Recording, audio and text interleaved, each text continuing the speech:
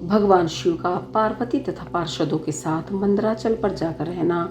शुंभ निशुंभ के वध के लिए ब्रह्मा जी के प्रार्थना से शिव का पार्वती को काली कहकर कुपित करना और काली का गौरी होने के लिए तपस्या के निमित्त जाने की आज्ञा मांगना।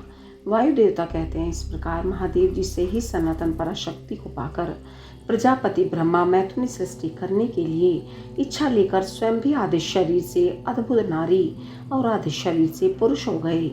आधे शरीर से जो नारी उत्पन्न हुई थी वह उनसे शतरूपा ही प्रकट हुई थी।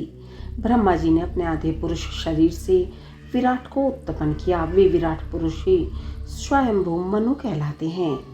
देवी शतरूपा ने अत्यंत दुष्कर तपस्या करके उद्दीप्त यश वाले मनु को ही पति रूप में प्राप्त किया।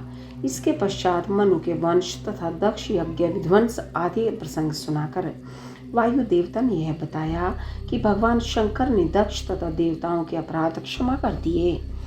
तदंतर ऋषियों ने पूछा, प्रभु अपने गणों तथा देवी के साथ अंतर्धान होकर भगवान शिव कहाँ गए, कहाँ रहे और क्या करके विरक्त हुए। वायुदेव बोले, महर्षियों, पर्वतों में श्रेष्ठ और विचित्र कंदराओं से सुशोभित जो परम सुंदर मंदराचल है वही अपनी तपस्या के प्रभाव से देवादिदेव महादेव जी का प्रिय निवास स्थान हुआ। उसने पार्वती और शिव को अपने सिर पर ढोने के लिए बड़ा भारी तप किया था और दीर्घ काल के बाद उसे उनके चरणारविंदों के स्पर्श का सुख प्राप्त हुआ। उस पर्वत के सौंदर्य का विस्तार पूर्वक वर्णन सहस्त्रों मुखों द्वारा 100 करोड़ वर्षों में भी नहीं किया जा सकता। उसके सामने समस्त पर्वतों का सौंदर्य तुच्छ हो जाता है। इसलिए महादेव जी ने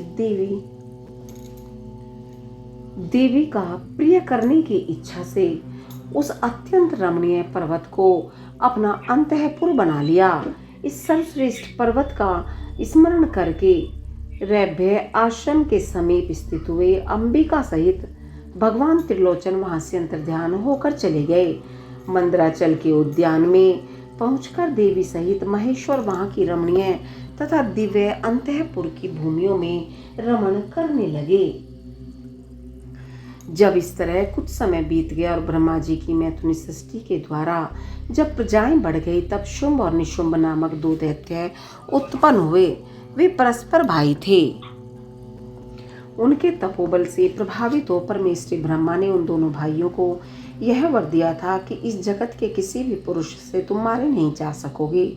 उन दोनों ने ब्रह्मा जी से यह प्रार्थना की थी कि पार्वती देवी के अंश से उत्पन्न जो अयोनिजा कन्या उत्पन्न हो, जिसे पुरुष का स्पर्श तथा रति नहीं प्राप्त हुई हो तथा जो अलंघ्य पराक्रम से संपन्न हो, उसके प्रति काम भाव से पीड़ित होने पर हम युद्ध में उसी के हाथों मारे जाएं। उनकी इस प्रार्थना पर ब्रह्मा जी ने तथास्तु कहकर स्वीकृति दे दी। तभी से युद्ध में इंद्रादि देवताओं को जीतकर उन दोनों ने जगत को अनीति पूर्वक वेदों के स्वाध्याय और वस्त्रकार यज्ञ आदि से रहित कर दिया। तब ब्रह्मा ने उन दोनों के वध के लिए देवेश्वर शिव से प्रार्थना की, प्रभु आप एकांत में देवी की निंदा करके भी जैसे तैसे उन्हें क्रोध दिलाइए और उनके रूप रंग की निंदा से उत्पन्न हुई काम भाव से रहित कुमारी स्वरूपा शक्ति को निशुंभ और शुंभ के वध के लिए देवताओं को अर्पित कीजिए। ब्रह्मा जी के इस तरह प्रार्थना करने पर भगवान नील लोहित रुद्र एकांत में पार्वती की निंदा से करते हुए मुस्कुराकर बोले, तुम तो काली हो।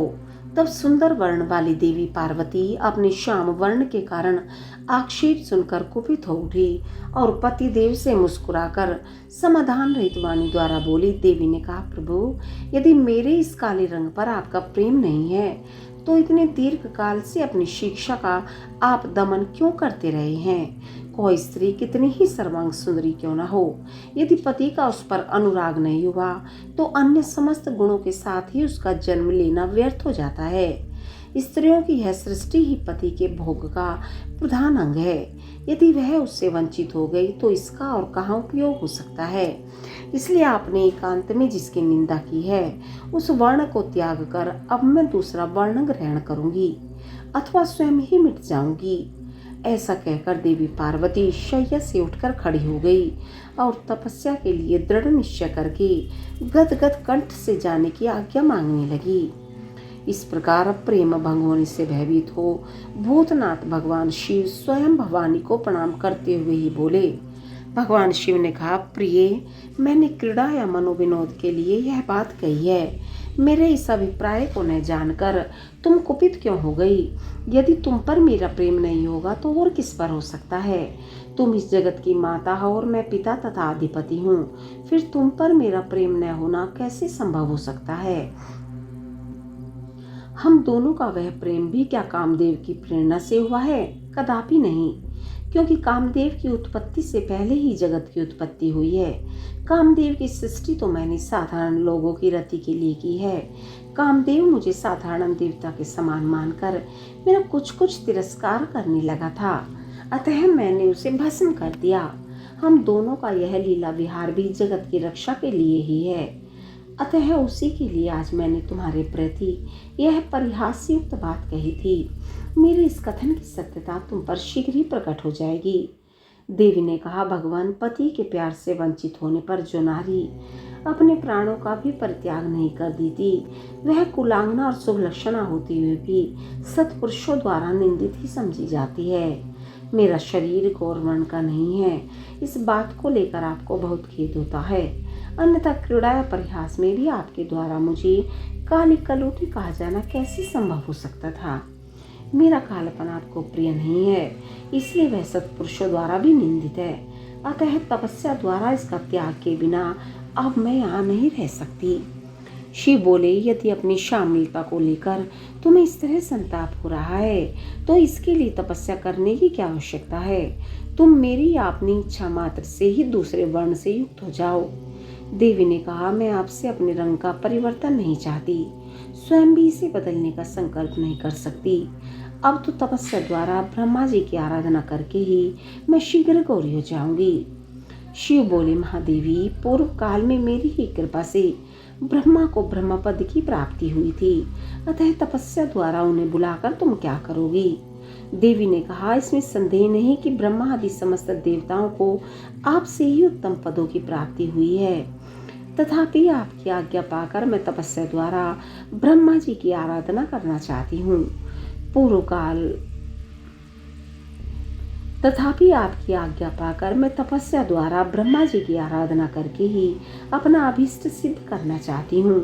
पूर्व काल में जब मैं सती के नाम से दक्ष की पुत्री हुई थी, तब तपस्या द्वारा ही मैंने आप जगदीश्वर को पति के रूप में प्राप्त किया था। इसी प्रकार आज भी तपस्या द्वारा ब्राह्मण ब्रह्मा को संतुष्ट करके मैं गौरी होना चाहती हूँ। ऐसा करने में यहाँ क्या दोष है, यह बताइए। महादेवी के ऐसा कहने पर वामदेव मुस्कुराते हुए से चुप रह गए। देवताओं का कार्य सिद्ध करने की इच्छा से उन्होंने देवी को रोकने के लिए हठ नहीं किया। ओम नमः शिवाय।